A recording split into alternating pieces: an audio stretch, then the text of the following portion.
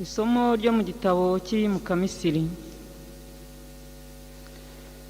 Muri iyo minsi Abayisiraheli bahaguruka i Ramusesi berekeza i Sukoti, bagenda ari abagabo 600,000 utabariyemo abagore n'abana.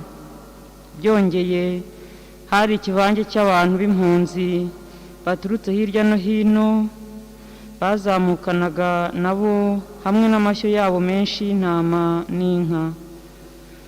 Icyanga cy'imigati bari bavanye mu Misiri baracyotsa, kivamo udusheshe tw'imigati idasembuye, kuko cyari kitaraganya gututumba igihe birukanwaga mu Misiri huti.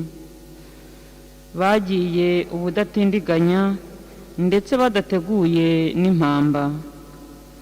Abayisiraheli bamaze imyaka 430 mu Misiri. Iyo myaka yose imaze gushira, kuri uwo munsi nyine imbaga y'Uhoraho yose isohoka mu gihugu cya Misiri.